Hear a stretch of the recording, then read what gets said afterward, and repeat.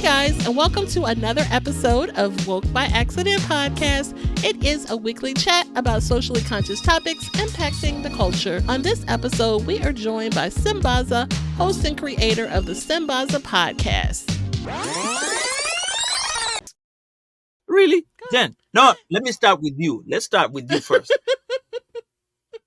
We attended Afros and Audio Festival. It was Jen's first time, and she actually was a volunteer for the Afros and Audio.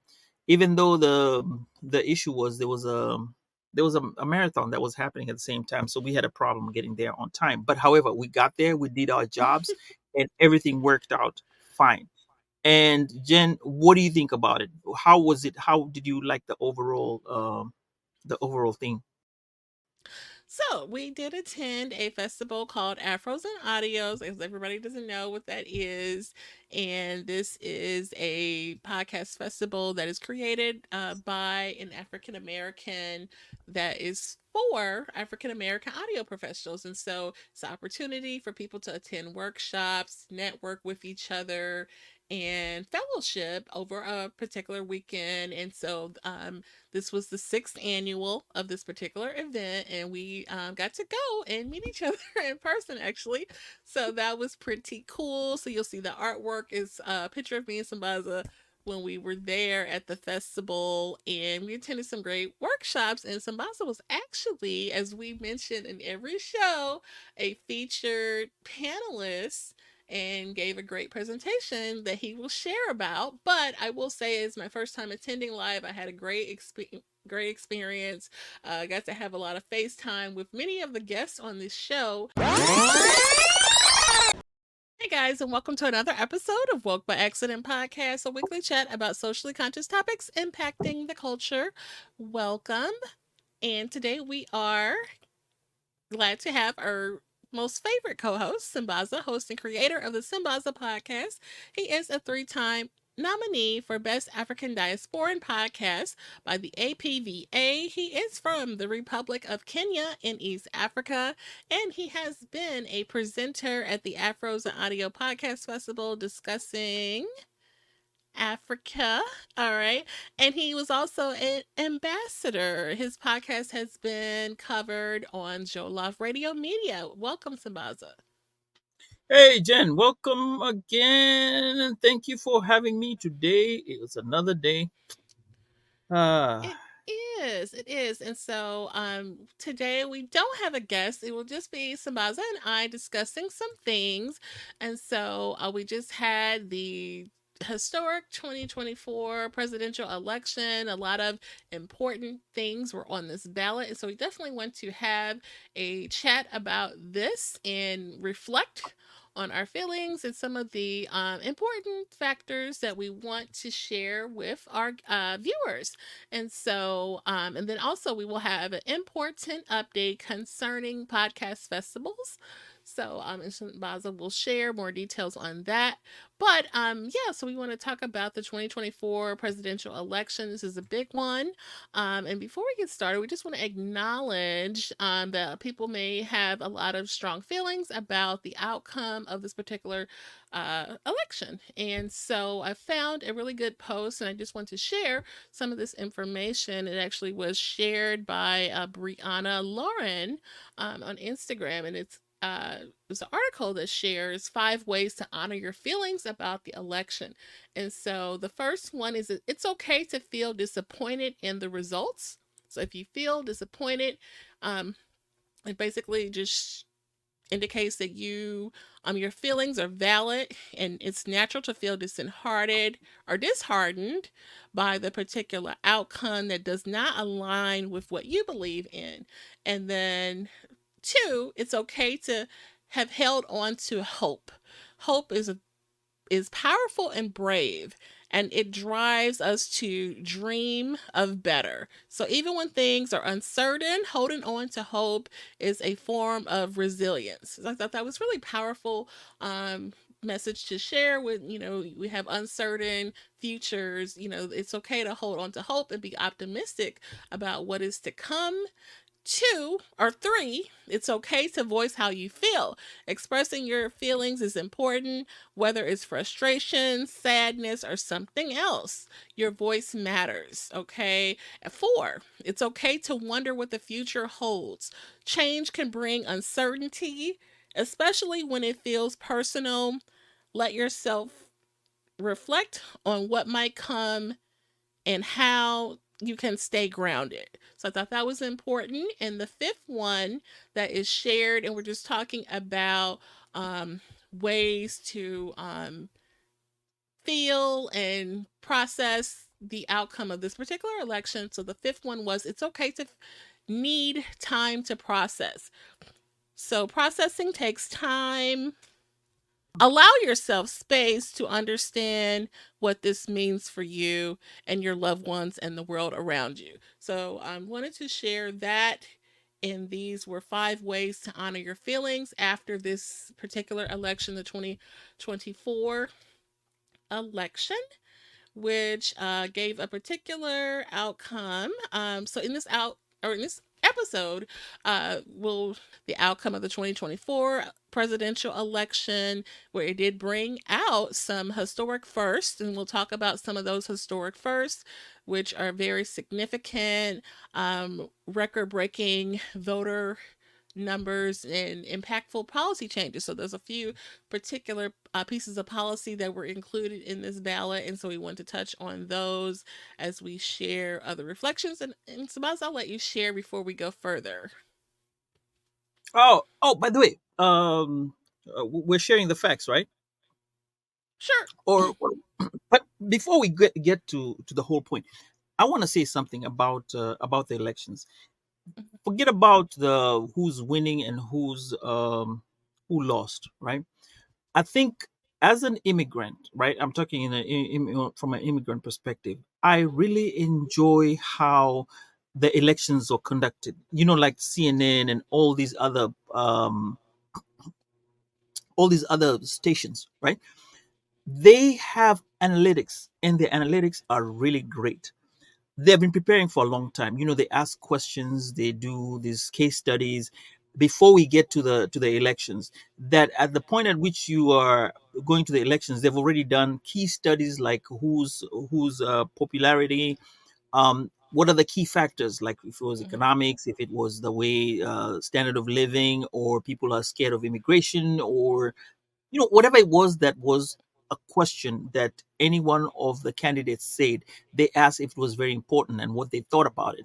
And I just like the way they did the reporting. When it comes in, the votes come in, and then you're told, okay, this is 10% of the votes that have come in, and then you're told, okay, this is how much it is. Then you see the battlegrounds where they are.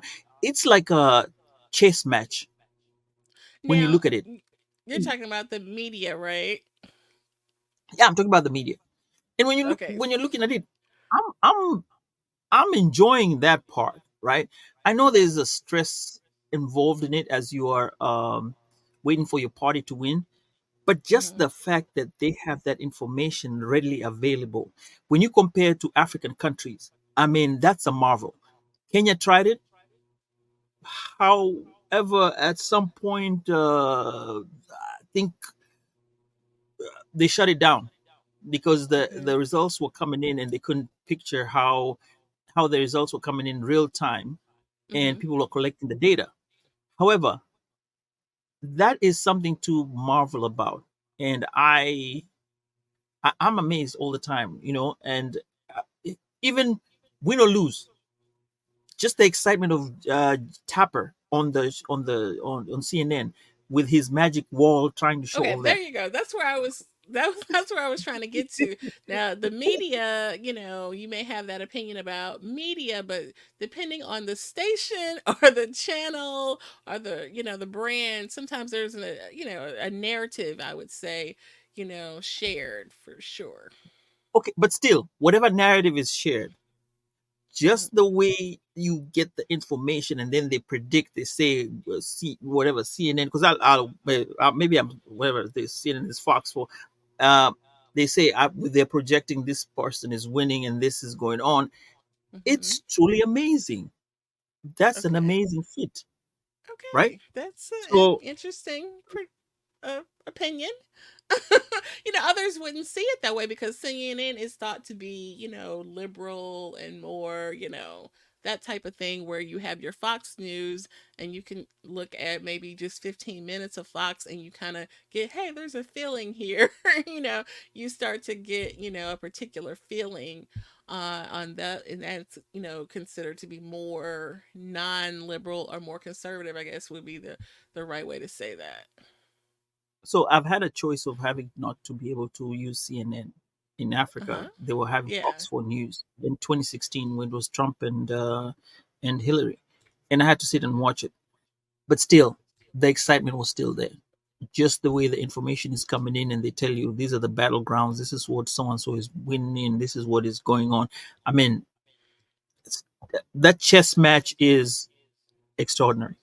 I know, I get it. I get it. So, All right. okay. So, thank you for sharing that. So, and I guess we haven't said this. So you speaking of facts, so Donald J. Trump is said to be the projected winner of the 2024 US presidential election.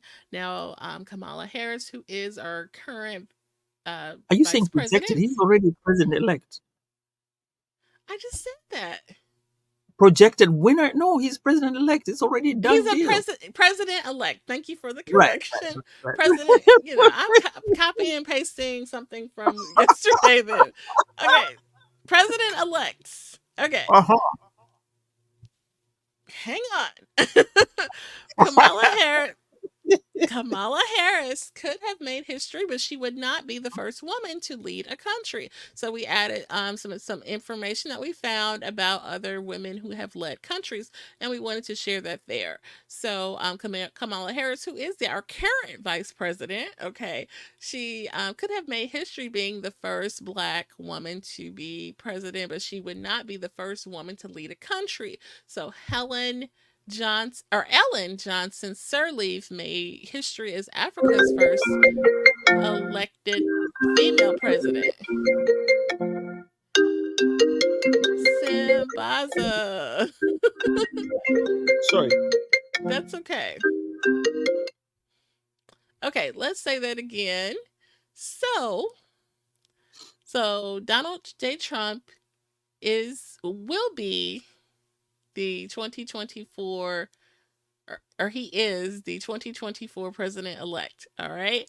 And Kamala Harris could have made history as becoming the first Black woman president, as she is our first current vice president who is a Black woman. But she would not be the first woman to lead a country. All right. So Ellen Johnson Sirleaf made history as Africa's first elected female president back in 2026. And her term, or she was held that position until 2028. All right. And then going further back in history, a Siri Mavo Bara Aikike, and you can correct me on that pronunciation because this is someone from Sri Lanka. She was the first woman elected as a head of a state anywhere in the world when she became prime minister of what is now known as Sri Lanka, and this was in 1960. Okay, there was also a leader in Mexico, a Claudia Sheinbaum, who took office as um, president in Mexico.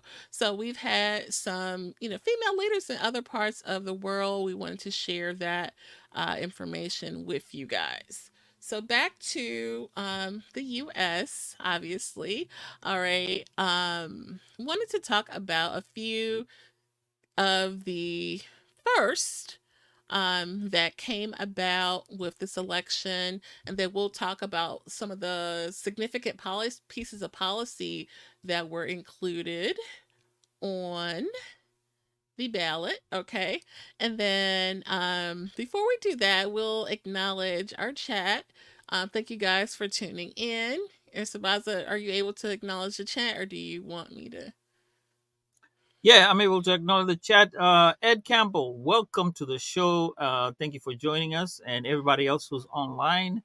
And he asked this question: what's the noise? Ice cream truck coming through on podcast. Some people are just trying to call me. I'm trying to, they're trying to get at me. So, yep, Okay. may You're come so again, but who silly. knows? Okay. So, So, what are shout we out to doing the next? chat. Hmm. Yes. Are we So doing the we were demographic shifts? so now if you Mhm. you may have been on mute when we said that we were going to talk about our first Oh, significant historic first that were a part of this election, because there was many okay. significant things up and down this ballot, and then we were also going to talk about some of the significant pieces of policy before. Okay, so you want to All right. share I'll take the the first one. okay, yeah, let's Yeah, do it. we'll talk about Donald J. Trump. Is it Donald J. Trump or whatever? Okay, Mm-hmm. Donald Trump. He took victory over the Vice President Kamala Harris today, yesterday, becoming the first ever convicted felon. Wow, to become president elect. His running mate J.D. Vance will be the first millennial vice president elect, and um, he also becomes the only second president to have won an election in split terms. Now, the previous president to do so was Grover Cleveland. He won the 22nd and the 24th, which he served. The first term he served in 1885 to 1889, after which he lost to Benjamin Harrison. Oh man, this was a long time ago. Then he won the coveted seat again in 1893 to 1897. One thing they said is that those terms, they were not the happiest terms for him, and I think maybe the same for this one. But who knows? That's just what they said. Let's go about some fun facts, right? Let's throw in here. Both these two actually have Jersey ties. President Trump has a golf course already in Jersey, and Cleveland was born in Caldwell and was buried in Princeton, which he lived in his later years Mm-hmm. before he was buried there. Both of them made their bones in New York. They started the business or whatever they became known in New York, because Trump became an entrepreneur. We all know him for that. And Cleveland was a mayor of Buffalo, and then he was a governor of the state. Now, the other thing is, they both came to the White House office for the first time amid sex scandals. Wow, what a Mm-hmm. coincidence. All right, that's what I have for them. Any Okay. fun, any facts you have for the first? You can go ahead. Okay. I had something about JD, but that's okay. You didn't read that part. Is it the one that he's the youngest to serve in the office? He was Yeah. born in 1984. Golly, He is very young. He really 40 is. years old. He's 40 years old. And Wow. his wife will be the first Indian American Hindu second lady. So I did not know he was married to a person of color. So that is interesting. I think maybe we did know that because I guess they come to all Yeah. the if it's, I guess I just that didn't register in my mind. So that is interesting. But we did have some African American women who made some significant firsts that we definitely want to share and highlight. Lisa Blunt Rochester is the first woman to represent Delaware ever, and the fourth African American woman to serve in the Senate. So, congratulations to her, and she will be sworn in January. And then Angela also Brooms, is that correct? Also, Brooms is the first African American woman to represent Maryland in the Senate. All right. And then we had some other significant firsts in this election, which was Andy Kim, who is the first Korean American to serve in the Senate. And he is a Democratic representative for New Jersey's 3rd district right now. And then there is a Sarah McBride, who is the first openly transgender member of Congress. And I believe she is out of Delaware as well. And then there was another leader, female. Oh no, this is the first. Another first was Hilda Momani You got it. Helsley, And she became the first Kenyan born American to win the Minnesota House of Representatives. And that's from the Democratic former Labor Party. So she'll represent the District 38A. And so that was another significant kudos to Kenya. Hey, you need to add this part. Her family relocated to the United States when she was only 9 years old. So imagine at the age of 9 to become where she is right now. And shout outs to you, Jen, for saying that name Momanyi really right. Yes, you did it. I think you sitting with me is rubbing. Is The that what we it is that what it in me is? is rubbing off on you. Yes, yes, yes. Okay. All All right, right. let's go ahead with the next. I think you're talking about. We're going to talk Oh, about. you know what? You didn't mention Denise's comment. She made a comment. Where's Denise? Where I didn't see any comment by Denise. Great information. Unless mine is not refreshing, I gotta You refresh. must not have, yeah. Yeah. Oh, she sent you to a personal one. Hey. No, she didn't. It was in here. Thank you. She is the healing session, heal, empower, and release. Denise, and she says, "Great information and welcome to the Yes. show. Thank you for joining us tonight." Yes. Thank you. Shout out to the chat. We appreciate all of you guys for checking us out, even afterwards on the replay. We appreciate everyone. Yeah, we really do. All right. Let's So, Jen, see. there were policies that were being talked about in these ballots that we had to go around and vote for, and some of them were really, really significant. I think. Can you highlight some of them? Yes, and so some of those policies were reproductive rights, the minimum wage increase, marijuana legalization, education funding and curriculum, and voting rights, election integrity. And so these were some of the big ones. I know here in Missouri, I will share that the reproductive rights did pass. So that was very significant. And, we definitely consider that a victory here that women will be able to have the freedom not to be infringed upon by the government, to make a choice about their bodies, whether it's a matter of life or death or just a personal choice. That right was not taken with by this particular policy. The other significant one here in Missouri I will share is the minimum wage increase. So it will be increased to $15, which Hmm. a lot of people who, did not have the opportunity or capacity to go to college, they're working minimum wage jobs. A lot of people are, who are not just teenagers. And a lot of the times the train of thought is, oh, it shouldn't be, $15 or whatever the number people think is too much for a minimum wage job because it's just designed for teenagers. But the reality is, there's really grown people feeding their families and running their life from a minimum wage job. And sometimes it's just the way things are, whether it's a second job or your main jobs, it happens a lot. And so, we definitely want to support the people. And, the reality is a lot of people are, a lot of unskilled people who do have to refer, to these types of jobs. So that's definitely a win. You know, we And consider that a win.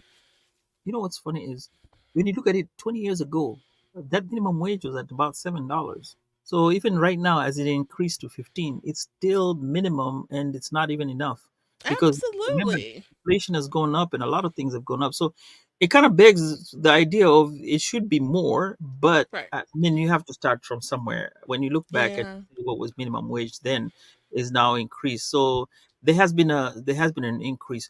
The one thing that was peculiar about the Dallas, I was listening to the Mhm. news today. Dallas have they signed another into what they voted on, that you could sue the city if they are Mhm. not following their charter. So it allows residents of the city to sue the city if they are not following the charter. Now I don't know how this works, but it may be something interesting to look into, or maybe somebody wants to find out more. That could be something that is worthwhile to know that some of these questions can be put in. Another thing is that they also were saying that they needed a police force of a minimum of 2,000 that have to Mm, be put out there, and they were going to get some funding. They had to have 2,000 officers. Now, the only problem about that was now if they were trained or not trained. That was a big question. mhm. But some of these, you have to kind of go and look at them seriously and look at the ramifications. Maybe one day, if we have a chance, we may get somebody who can come in on the show and talk about these issues that we have. Like, for example, what we talked about: minimum wage, marijuana Yeah. legalization, and reproductive rights. Maybe Solana might come back again. Who knows? Or somebody Yes. who is aware of these issues Mhm. at stake, and then can tell us, in depth how they affect us and how we have a way of dealing with them when we lose, or we don't vote for them. What are the ramifications on either one? So I think Right. that this will be a good stepping stone to start off as something to look forward to in the future. Definitely. And that's the one thing that we can be optimistic about. I think I see a lot of people really emotional about the overall outcome of the president, but you have to look at everything. Like, this is one of the longest ballots that we had in Missouri. I don't know if you guys' ballots was a full two-pager. Yeah, this was one of the longest ballots, and I actually worked the election, and I had a lot of people like, I don't know what this Oh, means. you did? You worked the election? I did. I was an election Okay, okay. judge. Now, let's stop right there. How was it? And what Oh kind of my job? What were you God. doing? Yeah, tell us. Okay, so this is my second time being a judge. I've done it in prior elections, but I definitely want to be a part of this process. So I was debating on if I wanted to volunteer or actually be an election judge. And I said, you know what, I want to be official. So I went through the training and got my election judge credential. And so, we had different roles, but the majority of my time was doing the curbside. We have a lot of people who are elderly or need support and they're not able to come inside. So we have curbside voting available for people, which is really great because in the past that was not available. This is something that um, be- because of these different types of policies is available. So I was glad to provide that service to the people who need it. And we basically collect their ID and confirm their information and process and go get their ballot and come and bring it back out to them and go cast their ballot, come bring them a sticker if they want a sticker, and they're legit. If they have to resolve issues and we have to call into the election board, we do that for them right at the curb if we, and just take care of them just like anybody else that could walk in, which is really great because everybody is, and we even had a 92-year-old person, you know, be brought in by a family member. So that was really kind of cool to see, that someone made sure to bring this elderly person, their loved one, to the presidential, election to come vote. So it was really we had a lot of people, and we worked like probably 16 hours. It was a long day, but I definitely was proud to serve in this capacity. So it was definitely hard work. But yeah, we took care of our our voters and our we appreciate everybody who came out to vote. I So, like that what you said, and people do their civic duty and go the extra mile, mhm, and I think I will appreciate you for doing that. That was very great of you doing that. One interesting thing was somewhere in Nevada they were having this problem of the millennials, mhm. the younger kids who, when they sign the documents, the signatures, they don't know how to sign a signature, so they sign the signature today. Tomorrow is going to be different, not realizing that it has to stay the same way. So the officials were having to call them so that they can verify that that was the signature. The squiggly thing that they do. Yeah. Yeah, that was one of the problems. And I was saying, maybe they just need to use their thumb and go That's a back. thought. Yeah, rather than starts the squiggly thing, cursive writing your Mhm. signature, because they don't know it. But that was another interesting thing that was happening today. And Jen, we appreciate your service. So I guess we can continue from where we left off. Yes, you know what? There was one other thing that I wanted to put it up higher.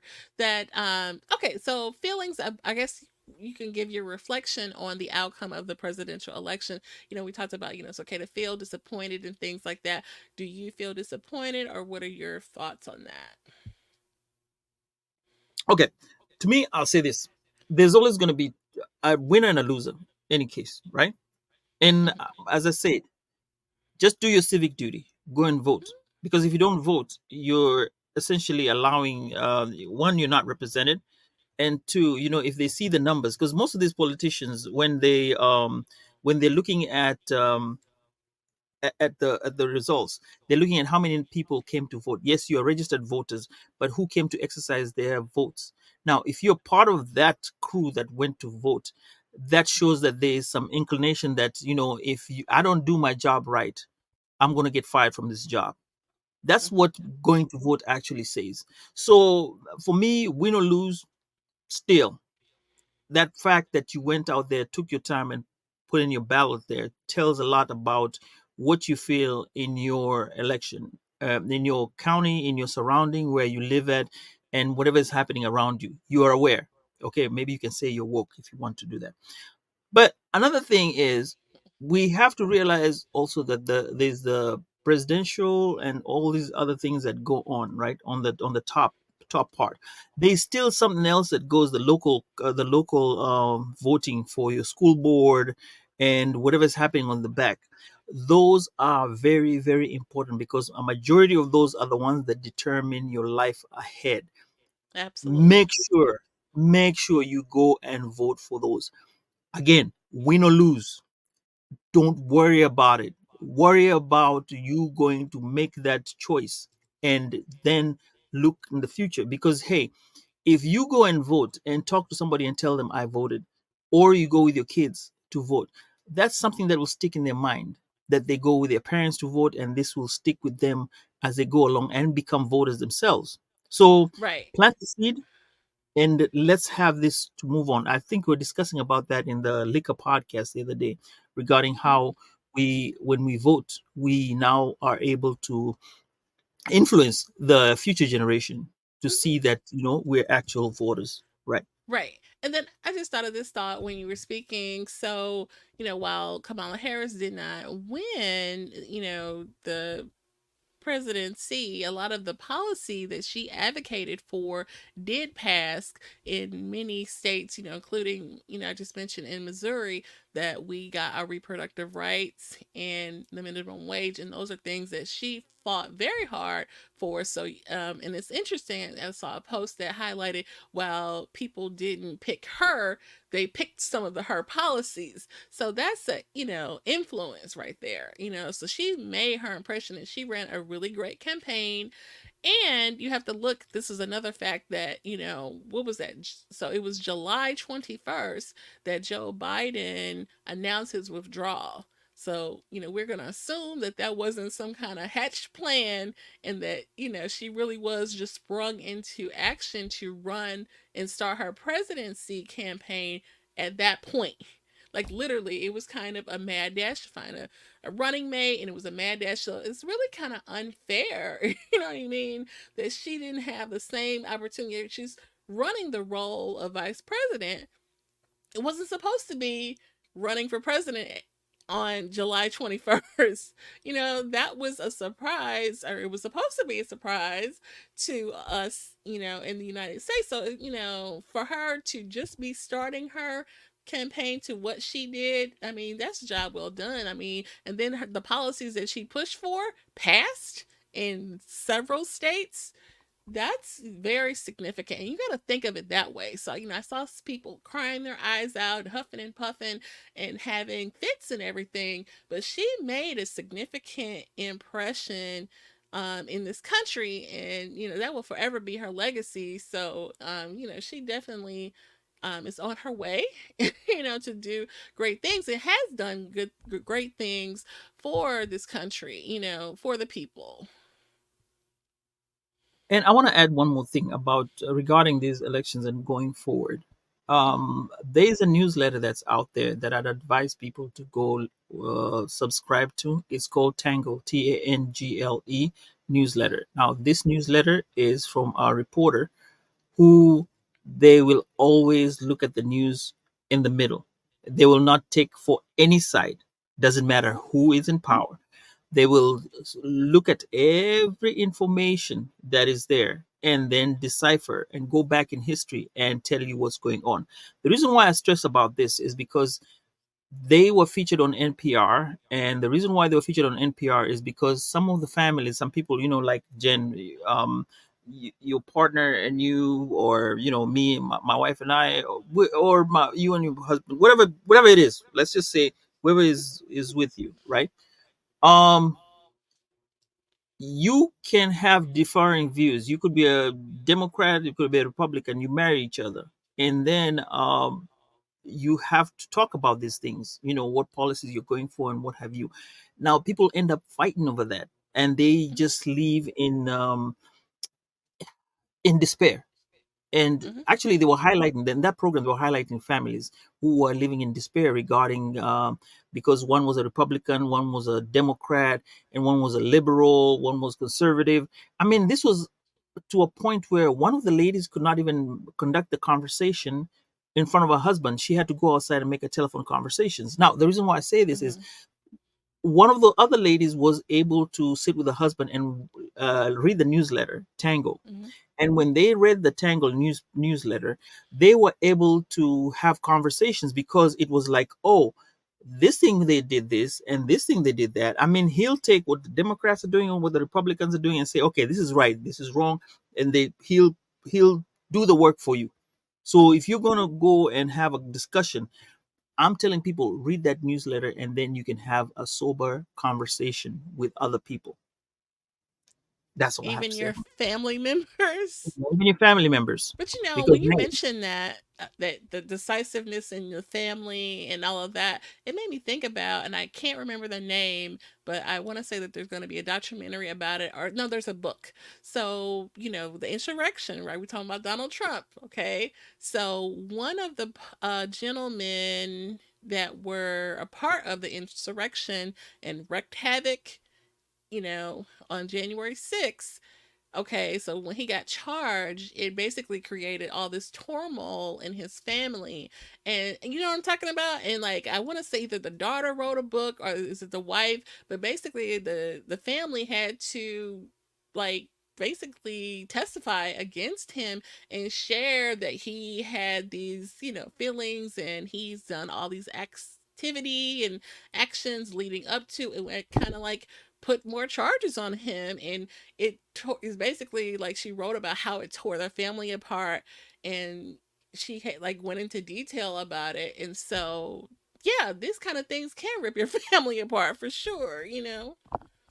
I think there was even one of the boys reported his dad, snitched on his dad. Yeah, Yeah, absolutely. so it does Hmm. create some divisiveness in the family, or creates a, a divide within families. I know I've met somebody who they were told that they're not invited to the Thanksgiving because of Hmm. that. It Yeah. happened the last election where Biden won. They voted for Biden, and then the family is Hmm. not for Biden, and they told her upright, look, come Thanksgiving, don't show up. We good. Hmm. I believe it. Yeah, these people have had families Politics. break up for less. Okay, look. And people in the family don't That's what speak they to tell each you at other for work, less. and Okay? that's why they tell you at work, don't bring politics in here. Don't bring politics in here Yeah. because it can miss a whole bunch of people. For sure, for sure. Mhm. And then look, Denise said, absolutely. Okay, thank you for staying with us. Thank you. Appreciate that. But yeah, okay, I got my point in there. So, if you are ready to pivot in the conversation or any other election thoughts. Nah, I think I'm good for the next 4 years. Let's look at it. I think if you have any issues, you can always, you use the recommended methods. You go and pick it. You can go to court. and you go and lobby. So I mean, all is not lost. You can always do all those three, and Hmm. you can get yourself heard. Because remember, all these politicians, their fear is numbers. Numbers are what they fear. So Right. if they see a lot of numbers coming in, they'll be like, okay, we need to listen. So yeah, that's what Absolutely. I was. And I think it is optimistic and hopeful. Some of these new persons of color, the Korean gentleman, the two African American ladies going into the Senate. We have a person from the LGBTQITA community. LGBTQ. Is that right? L- Okay. LGBTQ. I thought it was IA. No? Yeah, you can add the IA, but Okay, got it.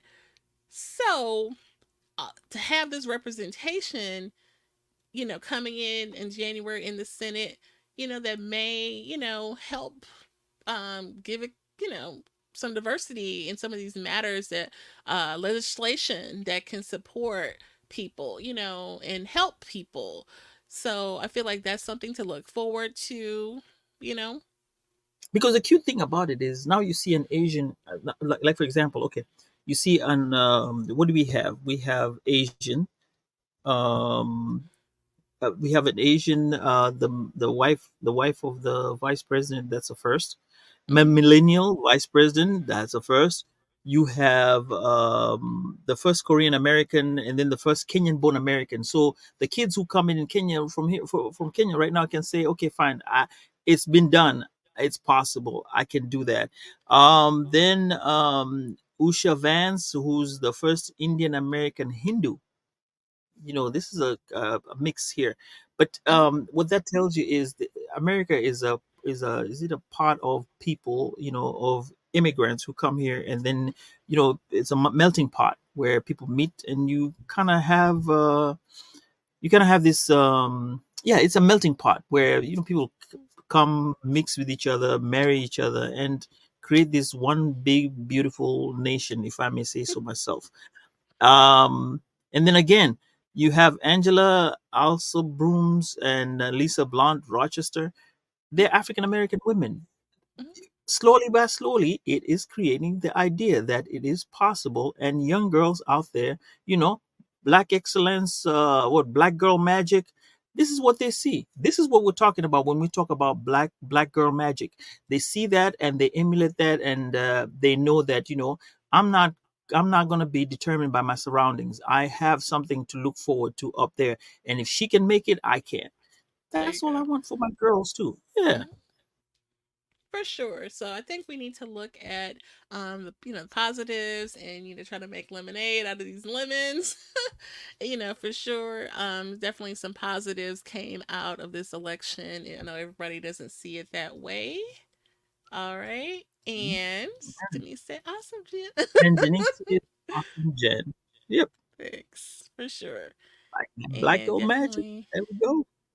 All right. And so, with that, we will pivot. All right, and so Sambaza had the opera. Okay, so before we do Hmm. that, We Sambaza we is just going. we just came from something phenomenal that we need to talk about. Hey, and Jen, this was your first time being there, right? And go ahead. So I was gonna, Uh, frame it that this segment of the show is going to be about podcast festivals, not just one in particular, but podcast festivals, plural. And Sambaza has significant things to share about each one, so we will let Sambaza share. really, Go ahead. Jen? No, let me start with you. Let's start with you first. We attended Afros and Audio Festival. It was Jen's first time, and she actually was a volunteer for the at the Afros and Audio. Even though the issue was there was a marathon that was happening at the same time, so we had a problem getting there on time. But however, we got there, we did our jobs, and everything worked out fine.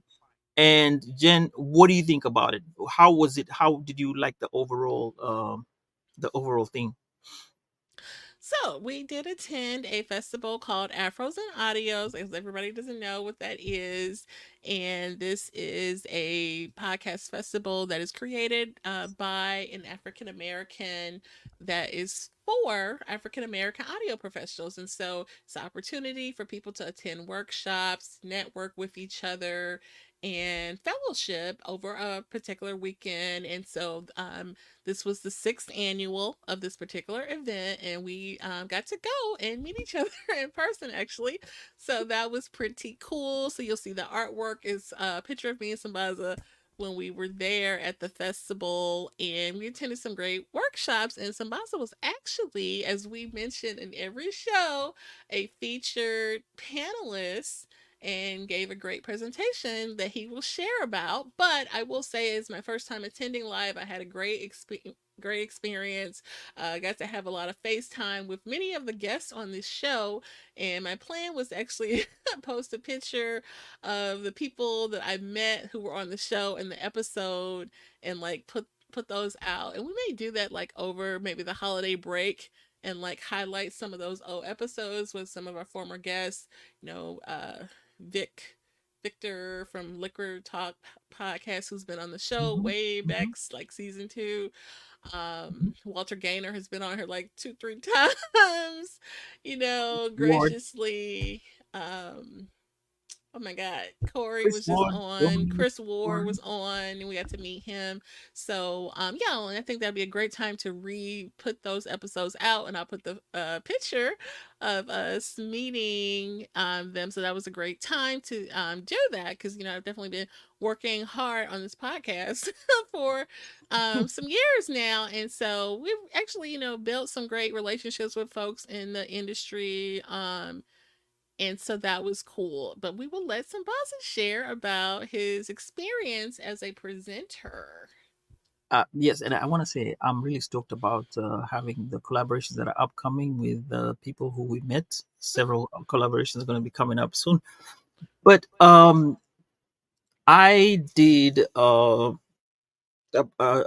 presentation which we talked about African storytelling, where we discussed how the way storytelling is in terms of being an African and how we integrate storytelling into podcasting as Africans in our own ways. Um, this was a panel of four, it was five. Moderator Claire, who was from Rwanda. Actually, she flew all the way from Switzerland. And there was Raphael, who's Mm-hmm. from Nigeria, and we have Paula, who's from Tanzania, and Rokaya was missing. Zenith was there, and Zenith Zambamba is from Zambia, Mm-hmm. and yours truly, of course, was part of that panel. Now, what I'll say is that the panel had a lot to talk about. We have a lot to share. And I think just that is a snippet of what is to come in the future regarding us talking more about African podcasting. And Jen, I think what I can say is it was a great time to sit there. And what I loved is I was able to come in my African outfit, which a lot of you will see in pictures.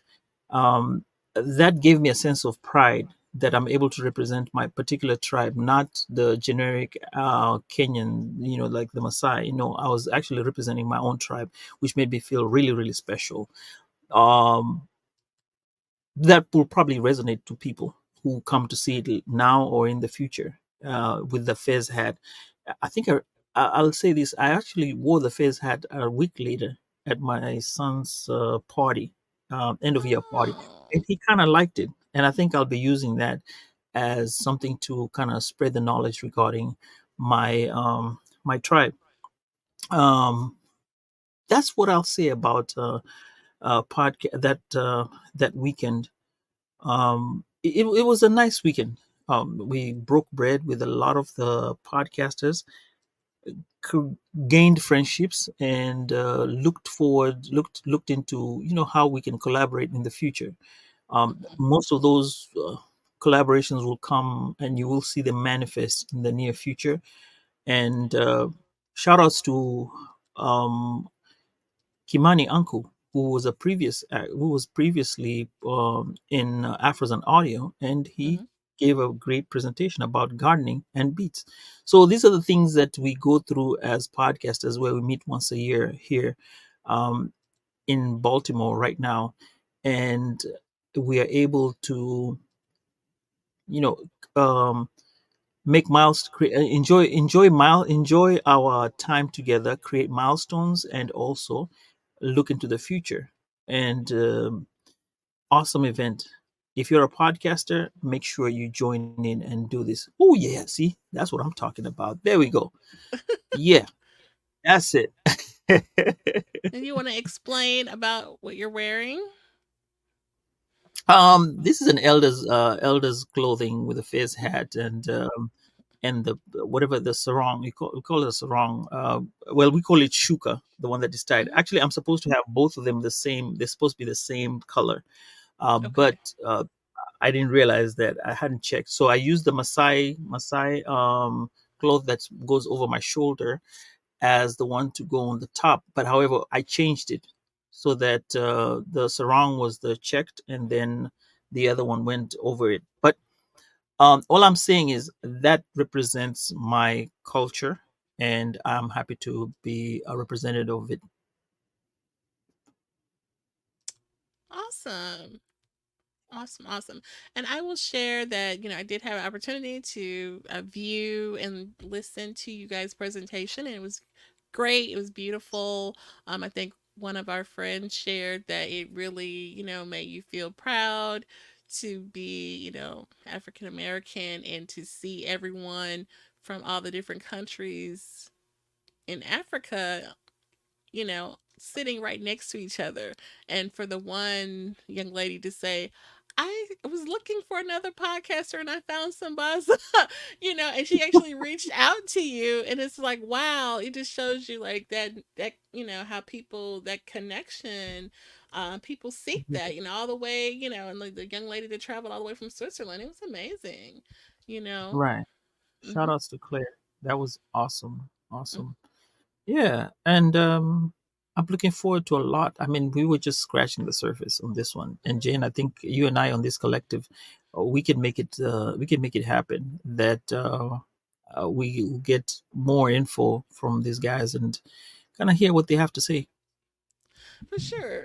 This was supposed to be temporary or a project, and it's just kind of, organically. Morphing into something else, growing. Yes, Is that what you would call it? morphing into So something else. we'll see. You're still temporary, buddy. You want to address the additional comments? Yes. We have Ed Campbell saying, "Congratulations, nice attire. I'm glad both of you had a blacktastic experience. Thank you. Thank you so much." And then Denise says, "Exactly. Local elections are 100." Now, this was regarding the local elections and how they vote and why we stress on your local elections, because that's charity begins at home. Everything is right there near you. So you impact more on what is around you than the other Absolutely. aspects will come through. Yeah. And then the next thing is drum roll. So there's something called Peche Kucha, right? And this is for Podfest movement. So what they tell you is you have 20 slides and you're supposed to talk within 5 minutes. And I got a chance to be nominated or to be selected as one of the people to do the Pecha Kucha. Thank you Eh. as a speaker. What I'll say is, I think this is my stepping stone into the speaking part, where I think I have learned a lot to be able to talk and kind of time myself with the when you just talking. You can talk and talk and talk, but there's a way you can talk and introduce yourself and do all that. It's just not talking. There's a sequence in doing things, And a and if you went purpose. to listen. Correct. Right. And if you looked at, or if you watched Chris Ward when he came on the show, he actually taught us how to become speakers as introverts. And I think I have learned to speak and speak much better than I was in public than I had before, and even on video, because I used to be scared just to turn on and come online. People see my face, but it has changed, and I do appreciate the fact that Jen, you brought me out into the world so people can see who I am, not somebody that that emoji or whatever the cartoon character. Mhm. What I'll say is this is my first time doing it, and I hope I do well. It's a starter. I know I'll be nervous, but it'll be of great intentions. I'll tell you what the subject matter will be about. I'm still working on it, but the 20 slides are supposed to run for 5 minutes exactly, and you have to make sure you get them done by then. You don't have to do 20. Well, they have to be 20. You can repeat the Mhm. slides, but it just has to be 20 slides. So um, I'm just ready for it, and I'll be So happy to first of get. all, Okay, go not ahead. hope, you will do well. So now I Thank you. hope you will do I will well. do well. Yes. You got this. So what about those visuals? So the visuals, I have taken pictures around when I was in Kenya. So I have collected a couple of visuals, and I have some visuals down in history. So it's just a matter of just figuring out what exactly I'm going to be talking about, and then bringing the subject matter about it. And it, it's it's going to be great. It's going to be great. Let me talk the way I was talking about the Afros and audio presentation. We were really psyching up and saying, look, you got to come see it. It's dope. That's what I'm going to do. And I'm going to say about it. It's going to be nice and fun, and something that will be intellectually stimulating There we for go. people out there, right? Absolutely. All right, that's awesome. I wish I could be there, but I'll get a video. I'll get a video and an audio definitely for it. yeah. Okay, please share that. So, but we'll be Okay. rooting for you, and we're excited for you to go on your trip. So, all Thank you. Thank you. right. Any other announcements that you need to make, Sambaza? Oh no, those are my two announcements that I have. Other than that, I think some other things will come up starting January. I think I'm going to go back to the Sambaza podcast now because I've been holding on to so many episodes that have been sitting out there. So I need to come knock them off. They're already edited. I just need to post them over there. And yeah, it'll be. It's that's my small announcement. I need to get back to working on those other small projects here and there. Absolutely. And we And invite Christmas you is coming. guys. Oh, Halloween! Halloween just passed, and Christmas is coming soon. Thanksgiving, hey, who knows what's coming? Yeah, I was just gonna say we invite everyone to please check out the Sambaza podcast, the award nominated Sambaza podcast that Sambaza has created. We just celebrated his, was it 5 years? 5 years, actually. Five, Yeah, yes, with the 5 years. podcast. So he has lots of content out there that please check it out. It's available on all the places that you can find podcasts. Sambaza Podcast. Da-da-da. All right, thank you. We have a All comment right. here. Denise says, "Move with caution. Everybody is not emotionally intelligent to discuss certain matters." And you're right, and that's the reason why I'm taking time to find a topic that is going to be that will cover a lot of things. It's not niche. It'll just be something to have fun. The organizers said you don't have to be like uh, you choose what to say. It's just a talk, chit chat. Mhm. Yeah, it's not. Absolutely. It doesn't even have to be about podcasting. It's just chit chat. 5 minutes. Yeah, So absolutely. my choice. Yeah. Definitely. All those things that we talked about with Chris, when you want to tell your story, it can be even something simple like, he started something with like something, a conversation with his son, and that morphed into a presentation. So, definitely keep it simple. It doesn't have to be this, difficult thing. Yeah. Not Mhm, elaborate. Yep. for sure. So that's what we have. Those are the two major announcements that we have. I wish we could spend more time talking about the Afros and audio because um, I think there's a lot to talk about, but I think as we go along, we might start featuring it as a, referencing it as back and forth. Jen, like when you go and talk about something, I'm like, hey, you know what? Afros and audio, they say this and this and this and that. This particular person said this, and then we'll kind of, revert to it. So it'll be like a living testimonial as we go Yeah, along for on the sure. And then collaboration. isn't there a recap coming out soon? Yes, there's a recap coming soon with the C4 Collective. November Mhm. 11th. It's on at 8:30 Central Standard Time. No, 7:30 Central Standard Time, 8:30 Eastern Standard Time, and it's going to be a recap on the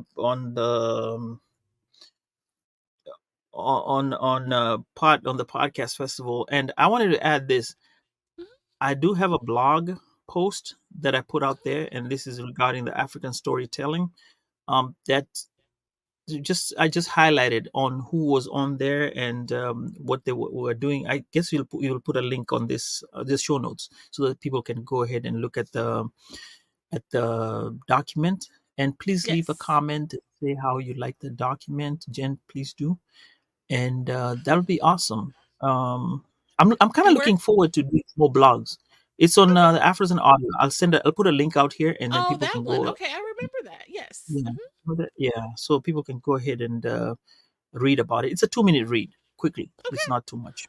Yep. we'll put the All link. right. Then after this, I think we're ready to take it home.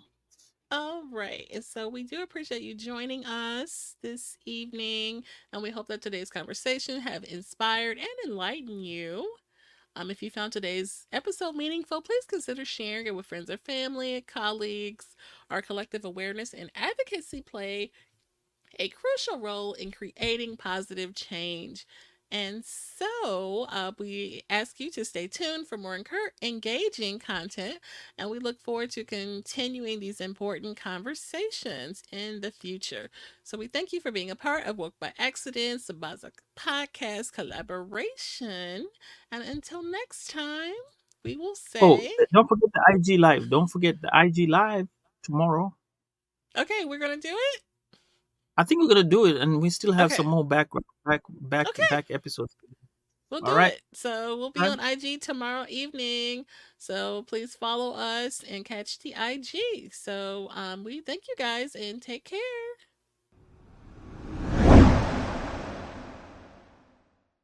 At this time, we're going to go ahead and conclude the episode. We greatly appreciate you listening.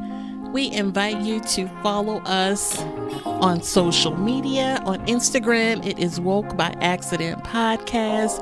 On Twitter, it is Woke by. On Facebook, it is Woke by Accident Podcast. We also have the new website up, www.wokebyaccident.net. Please check us out. And also follow us on all of your favorite streaming platforms. And please leave a review and share feedback. You can also reach out by Gmail, wokebyaccident@gmail.com. And every time you listen, we appreciate it so much. Thank you for listening and take care.